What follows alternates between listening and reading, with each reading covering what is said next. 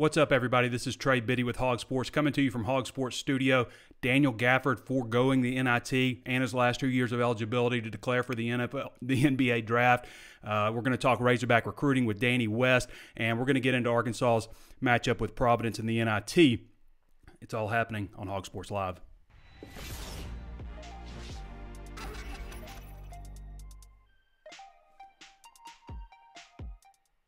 All right, first I want to get into the Daniel Gafford situation with him declaring. I guess in one sense of it, we're going to get a good look at what next year's team will look like. And to be honest with you, I don't think it's going to be very good. Providence is not a bad basketball team coming out of the Big East. It's going to be at their place at the Dunkin' Donuts Center. So not having Daniel Gafford out there obviously going to give us a good glimpse. There's certainly a lot of rumors swirling around right now about Mike Anderson's job performance, his job security. From what my sources say, we don't know anything in terms of a decision by Hunter Yurachek. It will be Hunter Yurachek's decision if a decision is made, and the board is going to back him on that and not have any major influence either way. So that's where we are right now. Now, I wanted to get to Mike Anderson's press conference and where he actually discusses. So let's go to that right now. Daniel Gafford, he's put his name in the draft, and we'll hire an agent and will not be participating in the NIT. I always support our guys in terms of, their endeavors. I just remember Dan coming here as a 9th grader, coming to our camps. And to see him to be in the conversation about being a first-round draft choice, I think it bodes well and says, him coming in and doing the things he's done. But throughout the whole year, if you recall last year, I had a chance to sit down with he and his parents and of course, give them some of my opinion and just see how they felt at that time. Because rightly so, he could have left last year and had an opportunity. But I think he came and back and he developed, he got better. And I think he's going to be a first-round draft pick. So I'm supporting him in his endeavor. He came here with a dream, and he's going to have an opportunity to realize it. Well, we've been talking throughout the whole year, and at the end of the day, it's his decision. So I want to know what everybody thinks. Is Daniel Gafford making the right decision here? Obviously, he's done a lot for the University of Arkansas. I want to know if you think that he should be coming back, if he should be playing in the NIT, or if he should go ahead and declare. So if you think that Daniel Gafford should have returned to Arkansas, then leave the frown face. If you think that Daniel Gafford should have at least played in the NIT, leave me a heart. And if you think that Daniel Gafford should have played or should have just done what he did, then go ahead and leave the laughing face. We'll kind of do an informal poll here. We're going to have Danny West on here in a little bit. He's going to discuss Razorback recruiting with us. But I also want to encourage everybody to go ahead and start getting some questions built up for Danny, because we're gonna ask him a lot of stuff. Obviously, the baseball team, a 3-game sweep over Missouri to open SEC play, and they're in the thick of it now. They've got Texas coming up for a midweek 2 games in Austin, and then they'll be in the thick of SEC play. So let's see what else we got here. We want to go ahead and bring in Danny West, I guess. We can go ahead and bring in Danny. Let me go ahead and get Danny on the horn, and we'll start talking about some things. Actually, I want to mention a couple of things here first about what we've got going on the site. We just released the new edition of the Big Red Board. So the Big Red Board is 93 names. It's 93 of the top prospects that Arkansas is after, okay? These are legitimate prospects. Danny's got updates on several of them. We rank them hot, warm, cold, whether they're committed or not. We give a rundown on the situation with the position group, and of course, whether or not it's trending high or low on those guys. So we've had the Big Red Board. Here's some of the things that are going on right now at hogsports.com. As I mentioned, the Big Red Board. We've got Daniel Gafford, a story on his decision to declare for the NBA draft and not to play in the NIT. Some recruiting headlines there. Matt Goodhart emerging as Arkansas's designated hitter, and of course the NIT article. So I'm going to go ahead and bring Danny in here. Give me a second to get him on the horn, and we'll get started. Ringing Danny West. Hey, man. Hey, Danny. What's going on, brother? Oh, man, just trying to get a little work done. You're making me work today on Spring Break Monday. Well, happy belated St. Patrick's Day to you. Yeah, you know what? I went to the donut shop yesterday morning, and I saw all these green donuts in there. I was like, hey, man, what flavor is that? He was like, it's St. Patty's Day. I felt like an idiot. Oh, yeah. Well, sometimes you are. You got your tournament bracket filled out? I've got UNC going all the way. That's UNC Greensboro. I'm talking NIT. Did you fill out an NIT bracket? I have not, because literally no one cares about it. Yeah. I mean, you think about it, Trey. Try to name the last 5 NIT champions. Can you name one? Only, I think, North Texas on the last one, because North Texas, I looked it up. That's the only reason I know, because I was looking up Wikipedia'd NIT to find out some of the details for the story. Now, who won it last year in the real tournament? Villanova. Villanova won it. North Carolina before that. Villanova before that. Yeah, Villanova's a 6th seed People this year. remember those. Yeah. Have you filled out your out for those. Have you filled out your NCAA bracket yet? I did it this morning, and I'm like anybody else or most others. I'm picking Duke. I mean, I just think they're ridiculous, man, with that freshman. I know. Too much to go against. So Barrett and Zion picking Williams. the favorite. Yeah, I mean they're loaded up, and I'll tell you the way that I plan on doing it this year, because I'm going to fill out some brackets, because I'm going to try to get the $1 million, but I'm going to have several variations with Duke winning it all. And probably a good call. Yeah, that's kind of how I'll do it. I'll tell you what else I'm going to do. I think I'm going to fill out a bracket with just the best records all the way through until I get to about the Final Four. Yeah. See how that plays out for me. So people don't want to hear you talk about basketball, Danny. They want to hear about recruiting. And as I mentioned a minute ago, the Big Red Board is out, and you've got 93 names on there. Several players updated. Don't give away the horse, but let's tell these people about what they can expect about one of our most popular features on hogsports.com.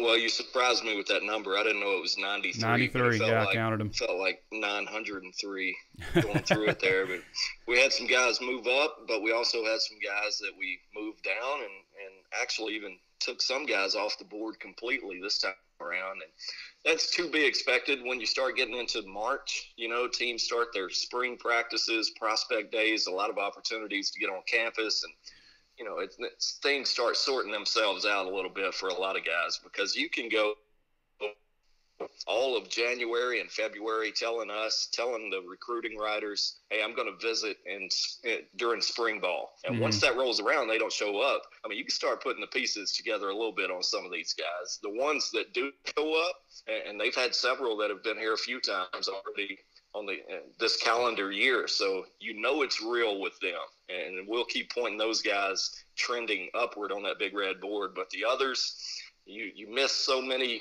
scheduled visit dates, you start to slide a little bit. But overall, you know, that running back group, there's over a dozen guys listed as warm right now. That's a lot, man, and I hate doing that, because there's really nothing to take away from it, but I think that's actually where it is right now. Even they don't know who they're going to sign at the running back spot. We know they still want 2, but there's a whole bunch of guys there who are kind of the same player, kind of the same interest level, and it's kind of that way all across the board on offense right now. I don't think that's a bad thing. Do you think that's a bad? No, it's not, because you're in the mix for so many guys. To be honest with you, Danny, when I was putting the Big Red Board together and I was looking at it, I don't know. I felt like the warm stuff, and I say I was putting it together. I just structured it. Danny puts the whole thing together, but when I see warm, that makes me think that there's a shot with that guy. When I see cold, I'm thinking, well, it's just not happening. So I don't know. I don't have a problem with seeing that many warms out there. I think that's probably a good thing. Hey, I wanted to ask you real quick, Danny. This is off the deal, but what do you think about Gafford deciding to go pro? Well, you know, I always tend to be a little bit old school on that type of stuff, but at the same time, I get it. I mean, like we just talked about, the NIT. Now, I mean, if they were in the big tournament right now, and you ever have a player that says, I'm not going to risk it, you know, like what if Zion Williamson did that right now? Yeah. It'd be a huge uproar. But for this NIT, man, you've got so much money on the line.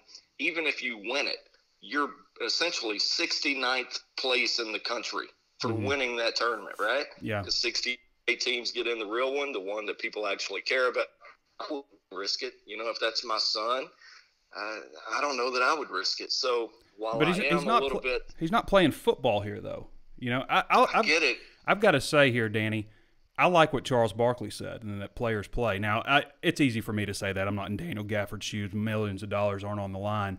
But I like what Barkley said. Players play. You play basketball. That's what we do. You know, I thought he had a great take on it.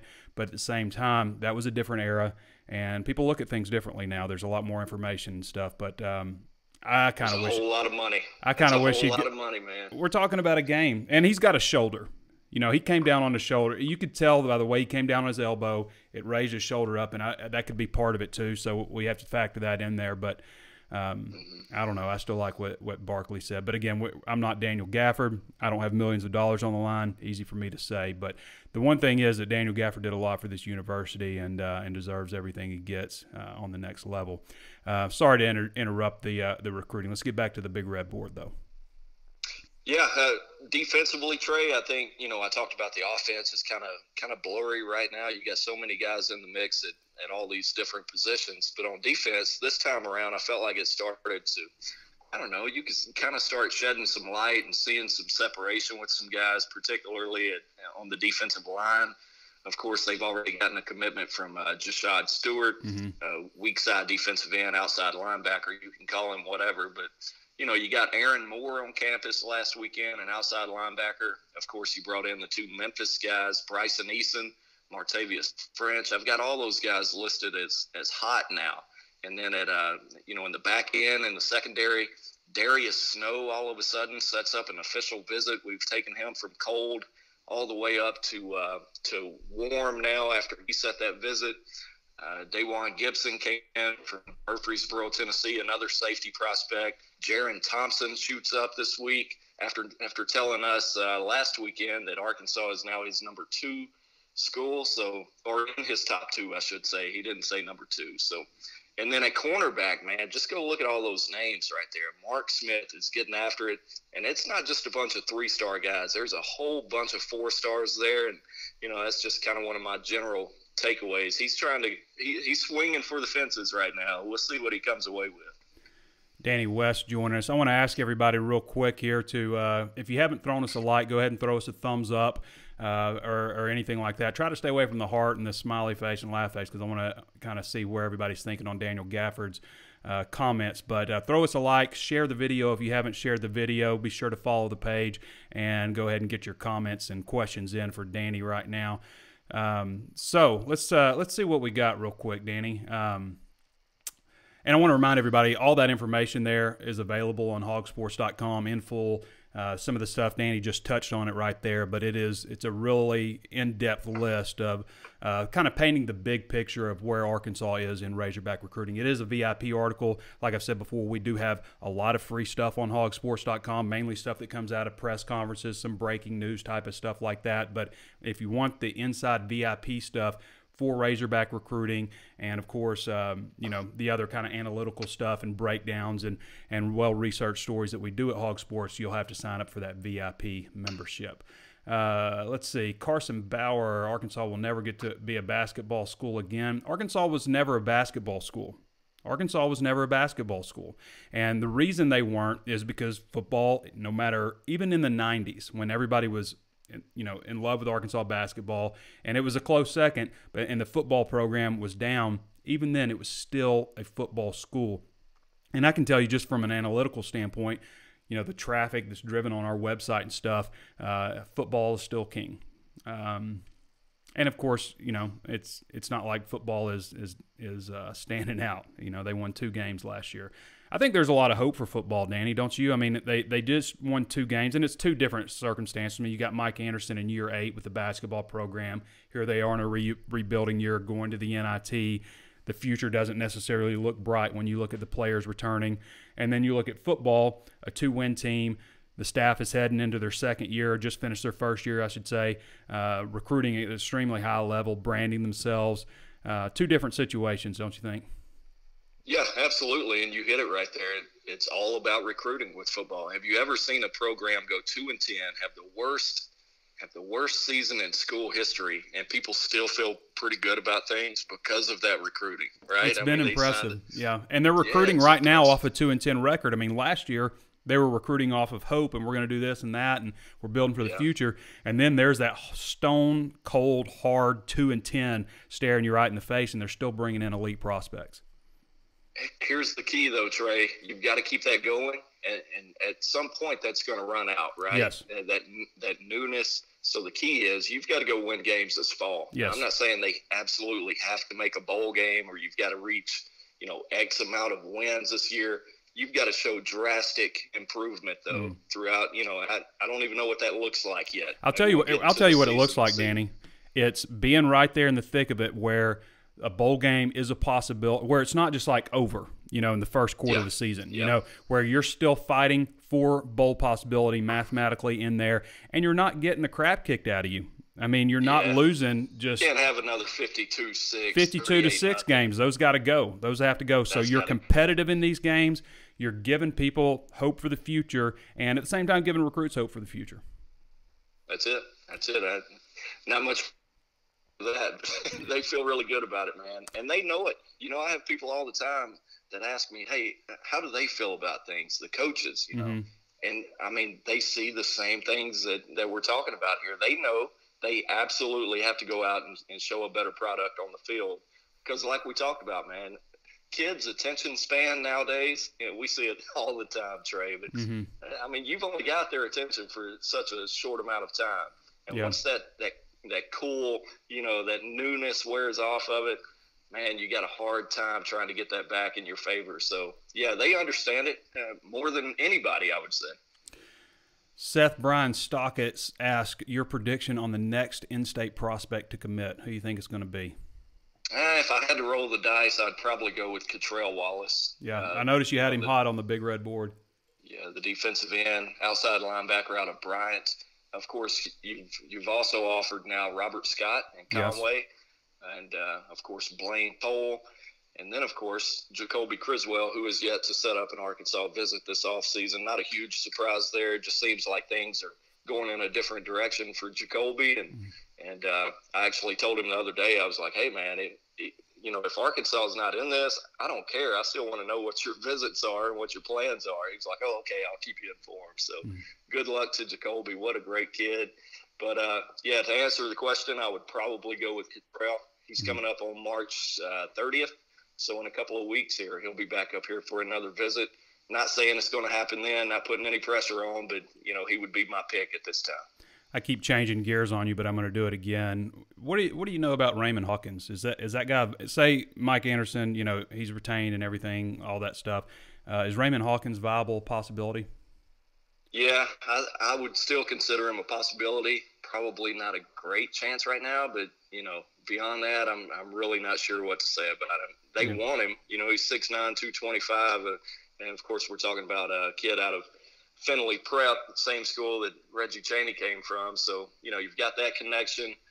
Haven't heard anything recent on Raymond, but, yeah, still in the mix there. Mm-hmm. Anything else on basketball? I got a couple of people, Steve Henderson and Jeff Clark, asking about basketball recruiting.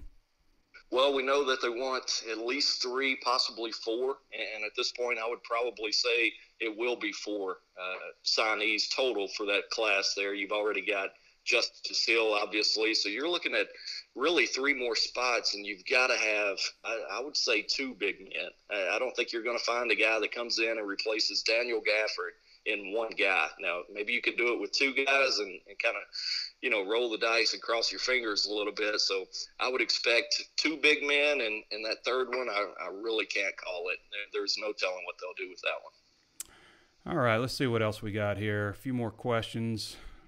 A lot of basketball recruiting, a lot of comments on Daniel Gafford, of course, as you'd expect. How are people feeling about that, Trey? I haven't read the comments. It's going back and forth. A lot of people are, wishing him luck, and obviously, some people think that he should have come back and played. Some people think he's going to be in the D League and stuff like that. I will say on most of the mock drafts with Daniel Gafford, I mean, you see him somewhere late first round. That's a little scary to me because those contracts aren't guaranteed. Daniel Gafford's going to be in the NBA, though. I mean, it took me one game in college. I don't know if you remember, Danny, but I came out with one of these videos, and you were like, "Whoa, Trey, slow down." I don't think you'd seen him play, but I was like, Daniel Gafford will be in the NBA. And that was tough, man. Like first game freshman year. But, I mean, he's got all the tools. The thing that with Gafford, obviously you'd like to see him have improved his free throw shooting percentage, and he will continue to improve. I mean, he's up to 59. He was 53% last year, so he has improved in that area. But how about it like a 15-foot jumper, playing a little bit better with his back to the basket. I don't want to say he's a one-trick pony, but some people have kind of alluded to that, at least offensively. He does so many things for you defensively, but the guy's so tall and long and athletic. He can jump out of the gym. He's got a lot of God-given talent that is going to, I think, put him in the NBA for a number of years. I mean, he's a different level of athlete. I mean, even comparing to Bobby Portis, Bobby's had a good NBA career and does some things better than Daniel does, but from an athletic standpoint, it's really not close. I mean, he may be the most athletic player to come through Arkansas, I mean, in a long time when you factor in his height and his jumping ability and all of those things. I mean, he needs to add some weight. There's things that Gafford has to do. He's got to add some weight. He needs to continue to be a better free throw shooter. Go ahead. Bobby can step back and drain it. Right. Bobby, he's a shooter. No, he can. I don't know. I think that's why we're seeing Gafford not slide. I mean, he's still a first-round projection, but man, when he came back last year, he announced he was coming back. I think everybody was like, he's going to be a lottery pick. Mm-hmm. And now, we're talking about him borderline not even being in the first round now. So I don't know. You hit it, though. That's what's separating him. I don't think he's developed, that outside game much at all this year. So I don't know. Wish him the best. He's a good kid. Oh, yeah, absolutely. He's going to be fine. The thing is, the longer he stays in school, the less his ceiling looks. You know what I mean? Because he's a guy that started playing basketball late. He was a drummer. He played in the band.